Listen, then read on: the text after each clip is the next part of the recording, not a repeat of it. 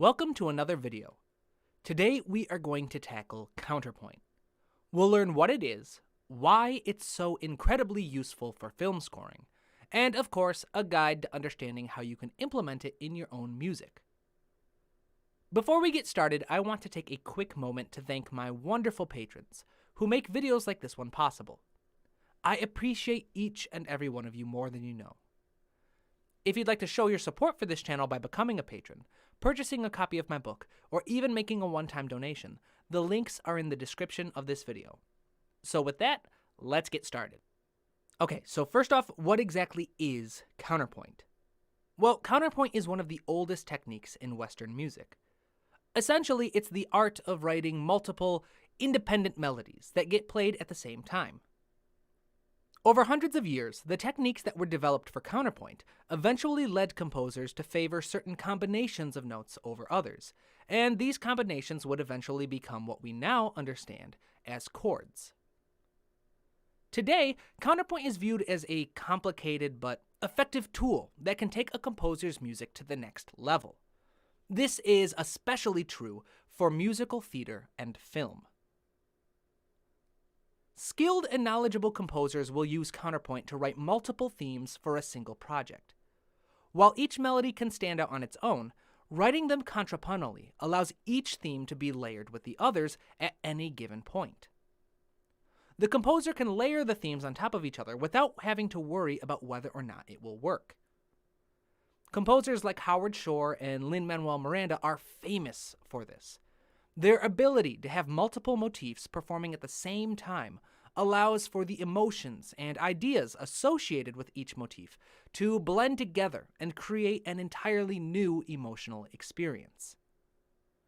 Now, traditionally taught, counterpoint is a complex and difficult skill to master.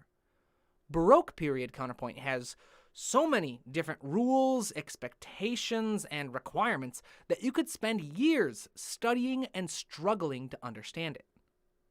However, we no longer live in the Baroque period, and outside a few select settings, we can quite easily get away with a less traditional and dogmatic approach.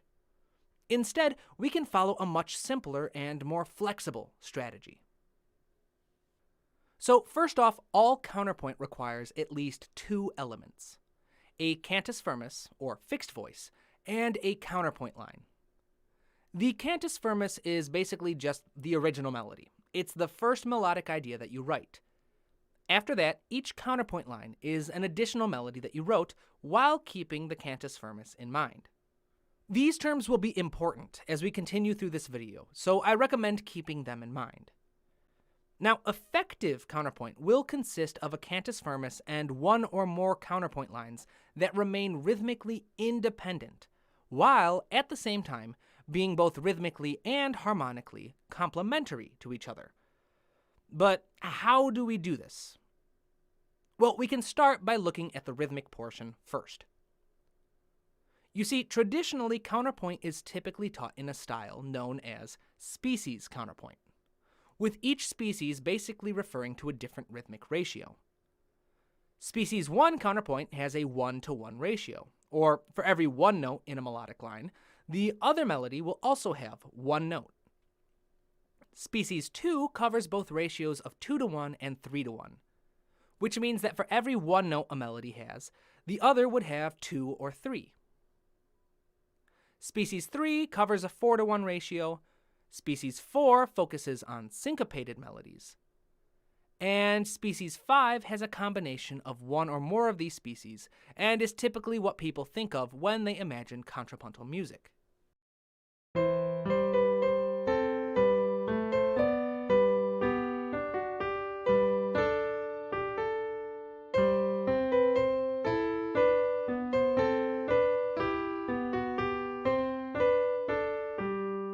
Now, we aren't going to bother ourselves with trying to tackle the individual idiosyncrasies and rules of each species, but the concept of thinking in ratios is important for our own approach. Rhythmically speaking, we'll want to be aware of just how many notes each counterpoint line has in relationship to the cantus firmus at any given point. Generally speaking, An effective counterpoint line will try to offer a contrast from the original melody. If the cantus firmus uses longer notes, then a counterpoint line might consider using shorter ones. If the cantus firmus uses shorter notes, then the counterpoint line might try focusing on longer note values. In either situation, the ratio remains on the larger side, which helps provide energy and forward momentum to the music. Now, harmonically speaking, we'll want to consider two things: interval types and motion types. Interval-wise, we want to watch for key moments where we can focus on consonant or pleasant intervals. These key moments are typically on the strong beats of whatever meter you're working on, or any moments where both the cantus firmus and counterpoint line perform a new note at the same time. Other than these moments, you don't really have to worry too much about trying to remain consonant. Motion-wise, there are four basic types we can consider. Contrary motion is when the cantus firmus and counterpoint line move in opposite directions. If one moves down in pitch, the other moves up. This type of movement helps add energy and momentum to the sound by really highlighting the fact that these are two independent melodic ideas. Parallel motion is when both lines move in the same direction and by the same interval. So if the cantus firmus moves up by a minor third interval, so will the counterpoint line. This approach sounds much more unified and low energy, but as a word of caution, using too much parallel motion can run the danger of completely undermining your counterpoint. The whole point of writing contrapuntally is to emphasize the independence and individuality of each line. Using too much parallel motion makes the two melodies sound like just a single basic idea that's played in different registers. Similar motion is closely related to parallel motion, but doesn't have the same dangers. Here, both voices move in the same direction, but by different intervals. For example, if the cantus firmus moves up by a minor third, the counterpoint line could move up by a perfect fourth, a perfect fifth, minor second, or really any other interval other than a minor third. Finally, the fourth kind of movement, or oblique movement, is when one voice moves to a new pitch, but the other doesn't. This type of movement helps offer contrast and underlines the independence in a similar but slightly less dramatic way as contrary motion. Now, with all of this information about rhythm and harmony in mind, we can finally address our actual approach to using counterpoint. We'll discuss the strategy and then see a practical example in Cubase. So, first things first, we need a cantus firmus. Here we have a short 8-bar melody that I've written. Let's give it a quick listen.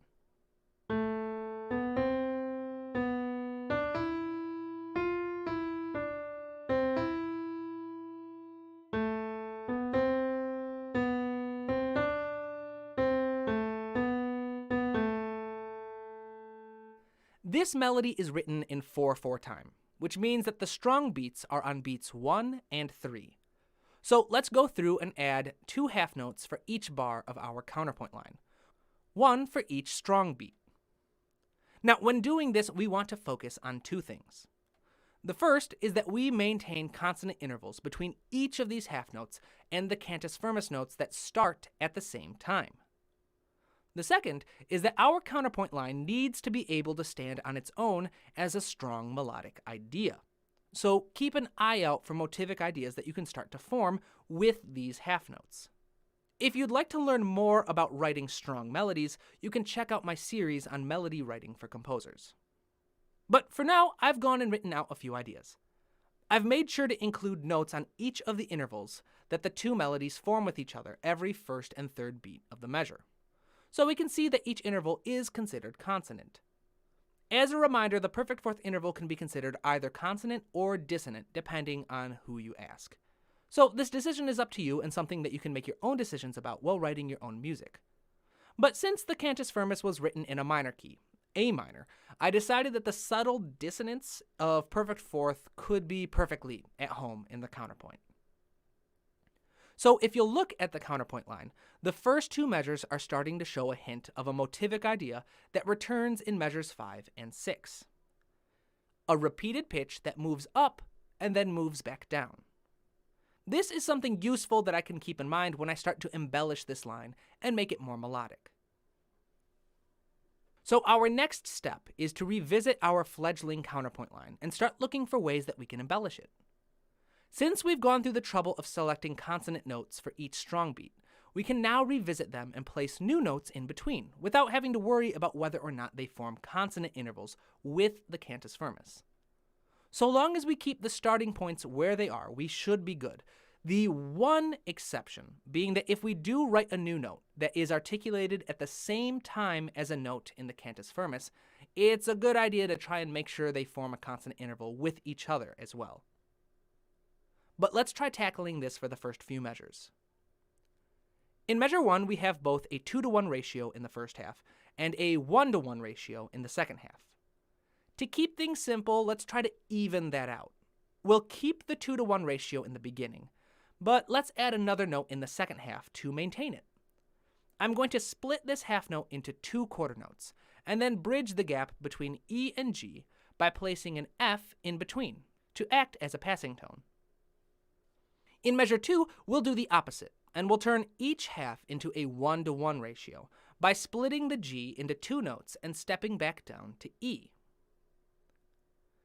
In this third measure, let's try adding a bit of variety by keeping the 2-to-1 ratio in the first half, but breaking it down into a 1-to-1 ratio in the second, by turning the second half note into an F and A respectively, which creates a little leap in the melody before resolving back down to G. Finally, in this fourth measure, we'll try a 3-to-1 ratio overall by bridging G and B together with a short A note in between. So now we have a simple but effective 4-bar phrase in the counterpoint line. To make sure that we establish this as a strong melodic idea, let's repeat this phrase with some subtle variation. As you can see, I've kept mostly to the same exact rhythmic pattern, with some slight variation, and I've only adjusted the pitches as necessary to keep with the original rough draft. Something that I would like to bring your attention to is the transition from measure 4 to measure 5. In the cantus firmus, we have an E5 moving down to an A4, which is an interval of a perfect fifth. In the counterpoint line, the B4 is moving down to an E4, which is also an interval of a perfect fifth. If you remember from earlier, when two voices move in the same direction by the same interval, it's called parallel movement. And traditionally, any parallel movement by a perfect fifth, perfect fourth, or octave is strictly against the rules. Any counterpoint professor would have a field day on this. However, in our contemporary approach, this isn't really that big of a deal. You see, the risk here is that parallel movement by perfect intervals undermines the independence of the voices. However, the golden rule for our contemporary approach will be, yeah, but does it sound good? If you like the way it sounds, then don't worry about it. If you don't, then try something else. As long as this type of movement doesn't happen too frequently, the independence between our melodies shouldn't be put in jeopardy. So with that, let's listen to each line individually, and then put them together so we can hear how it works.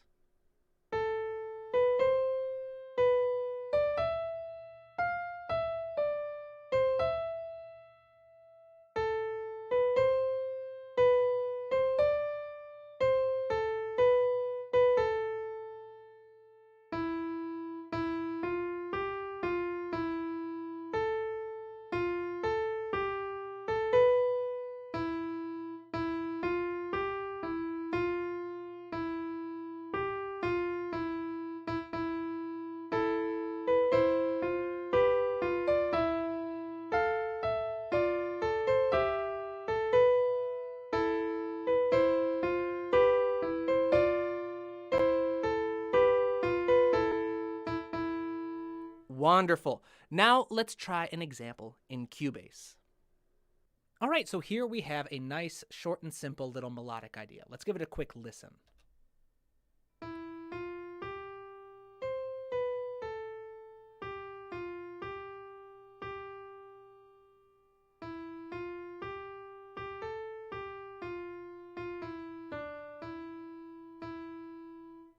All right, there we go. So let's get started. Our first step is to form those consonant intervals at each strong beat. If you look down here, you'll see 4/4 time. Our strong beats are on beat 1 and 3. Now, let's look at the key of this real quick. I don't see any sharps, I don't see any flats, so the easiest option would just say C major, even though C doesn't pop up all that often. I think it's just the one time. So an argument could be made for G mixolydian, but to keep things simple, let's just stick to C major and try to emphasize that in the new counterpoint line. So we'll just start with a C on the first strong beat. This forms a major third with the E above it that also starts on beat 1. Major third is a very consonant sound. All right, it's a very happy sounding interval. Now our next strong beat is beat 3, which I've got it on half notes right now. So if you'll notice, 4 beats, 1, 2, 3. Our third beat is G. So we are writing a counterpoint line, and early on, it's wise to try and establish that this is a contrapuntal line. And one of the strongest and most effective ways you can do that is to use counter motion or contrary motion. If you can't use contrary motion, oblique motion is another. Now, there's nothing wrong with similar or parallel motion, but just the stronger options for starting out are contrary and oblique. They really help sell the idea that this is a counterpoint line. Now, if we were to use oblique motion and stay on C, that would help really drive home the fact that this is in C major. We've now emphasized the tonal center twice in the counterpoint line. But I do like a good bit of contrary motion. So let's bring it down. And what we get between B and G is a minor sixth. Now, a great way to help remember that is a B over G is a major third. When a major third gets inverted, it becomes a minor sixth. Anytime a major interval gets inverted, it will be turned into a minor, and the numbers that reflect each other always add up to 9. So C down to B, we've got a nice contrary motion. Now up here on beat 1 of measure 2, we are going up to C. We want to form another nice, strong consonant interval here. And to help really bring home that this is in the key of C, why not just move back up to another C? All right, this forms an octave. An octave is a perfect interval, very strong consonants. And between B going to C and G going to C, we have some nice similar motion. All right, G to C is a perfect fourth, and B to C is a minor second. So they're moving up, they're going in the same direction, but by different intervals. And that's what makes this similar motion, which adds a little bit of unity after our contrary motion. Now after that, we have an A on the third measure. Now what we can do is we can add some contrasting motion by moving up to an E. But E to A would form a perfect fourth, which is a perfectly sound option, but since I used a lot of perfect fourths in the last example, I want to try and avoid them this time. So another option would be C or A itself, because a nice little trick is that if the note belongs in a major or minor triad with the other note, it's going to be a consonant interval. The one exception being if you're trying to avoid perfect fourths, in which case a perfect fifth from A to E, when inverted, becomes a perfect fourth. So just keep that in mind. But in other words, a C and an A together are both in A minor, and so is another E. For now, let's just stick to the C. This provides some nice, strong, oblique motion, again, emphasizing that these are separate ideas. Now here we have another G. I kind of like seeing a motif form here, so let's go back down to B, form a minor sixth. And on the third beat, we have another G, so let's add a little bit more of a leap. Let's try to go to E, because E to G forms a nice minor third interval, which is a very consonant interval. They both belong in the E minor triad. And then let's end this again by going to C. And because a C is a nice oblique motion. This is staying on G. E down to C is a major third movement in the opposite direction, or down, which creates oblique motion. And then G, we could just come back down to B again. So let's give a listen to these first 4 measures. See how this sounds.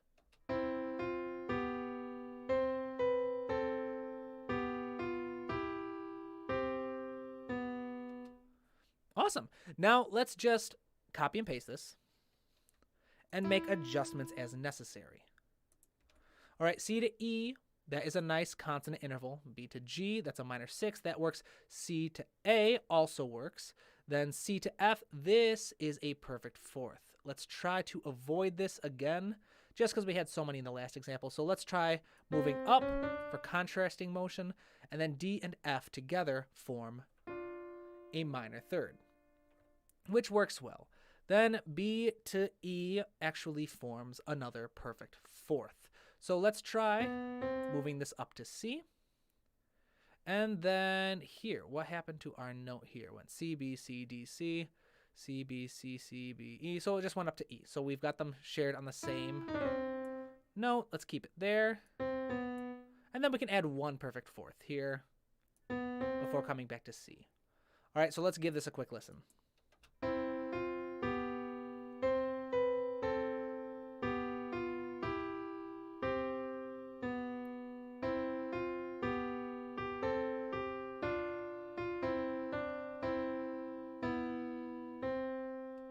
Awesome.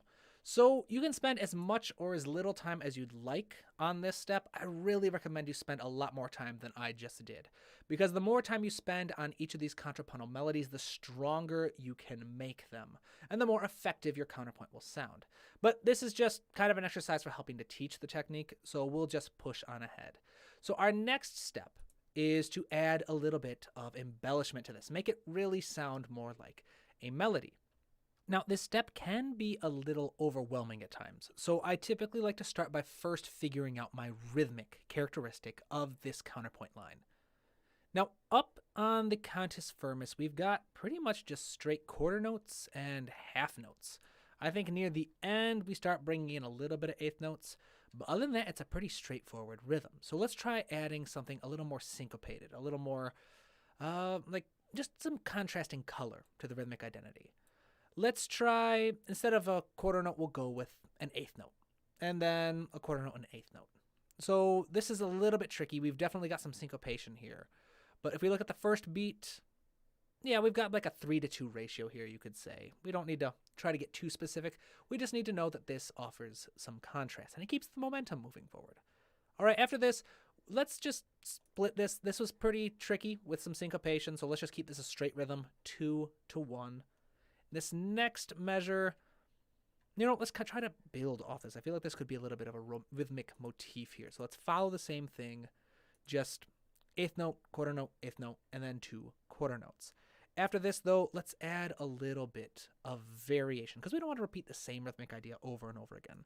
We'll stick with the initial motif, but up here, instead of cutting it into 2 regular quarter notes, let's just do a dotted quarter note and a single eighth note.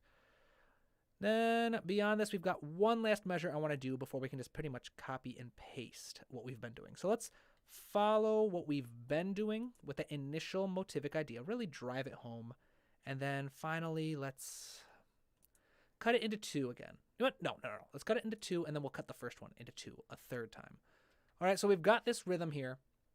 Let's quickly basically copy and paste the idea. Then it was 2, then it was dot, and then it was a little syncopated there, and then here. There we are. All right, so now we've pretty much copy and pasted the rhythmic idea. Let's give this a listen.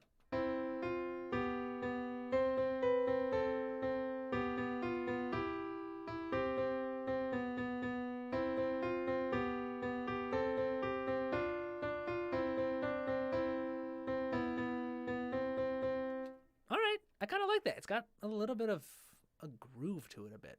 All right, so now let's actually start working on some intervals. Let's see, we'll bring this down to a B, although the B and the F form a tritone. That could be crunchy, so let's not do that. Instead, let's do an A. Yeah, because A could be part of A minor with C and E, or part of F major with F and C. Now, this isn't as important. Like I said, you don't have to focus so much on keeping dissonant or consonant intervals so long as those strong beats line up, and at any point, if we have two notes on a weak beat, but they start at the same time. Like example, if this over here started at the same time as B, we'd want to swap this because these are played at the same time and we want to make sure that that would be a consonant interval. But I just did notice that it formed a tritone if we kept it with B and F, and tritone is a pretty harsh dissonance, so that's just something I wanted to swap. Now we'll go to C, down to A, to C, down to B. Let's leap up to a D. All right, G and D can both belong to each other in the same chord. It forms a perfect fourth, so we don't need to worry too much about that. And moving down to C would give us some nice contrasting motion. And again, I'm sorry, you don't need to focus on consonant and dissonant at this stage as long as you follow those two rules. It's just something that goes on through my head. There we go, very nice. All right, and I actually kind of like that, keeping on the... I just liked that for some reason, repeating the note. And then we'll come back up to here. And we'll jump up. And let's give this a quick listen.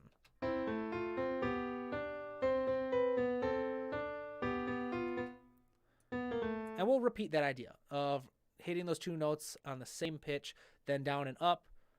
And we'll go down to an A this time before leaping up to the E, because we do want to form this as its own unique melody, so that if we were to mute all of this, it would still sound melodic.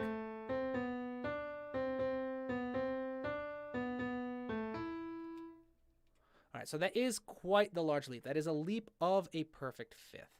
But we can get away with it for now. Like I said, this is just a training exercise. Ideally, you'd want to spend as much time as necessary to make sure that your melody sounds exactly how you want it to sound. You know, after all that large leap, actually keeping these on the same pitch without changing that might actually be nice. Because A to E is a large leap, and coming down stepwise to C and then B, that could be nice for the melody.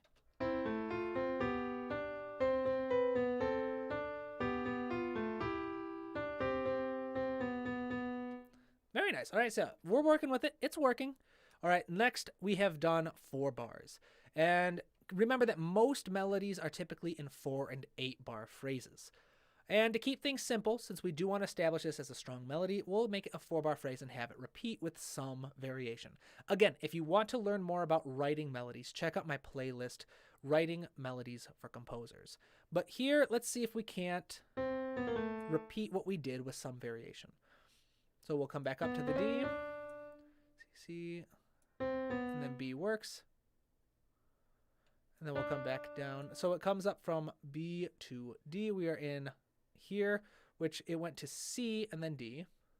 So then we'll step down. That's where we'll add some contrast. Then we're in the equivalent of measure 3. So it repeats, then goes up and leaps. So let's come on down. And then it won't be a leap, but it'll be a step up. And then it comes up to E, so it just comes back up to C. We'll come up to D, which is a bit risky because it does form a major second with E, but we'll let it be. And then we will, yeah, just add a little bit of variation there. All right, let's give this a listen.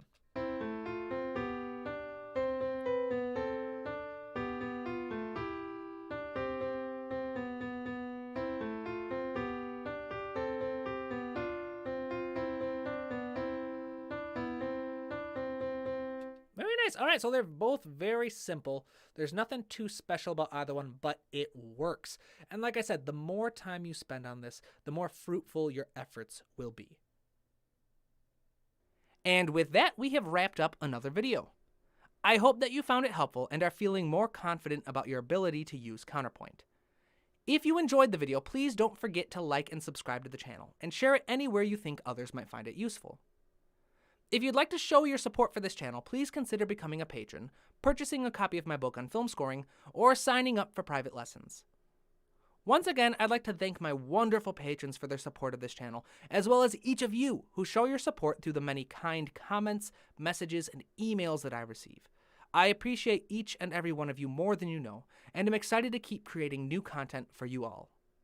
So until next time, keep studying, keep working hard, and keep writing new music.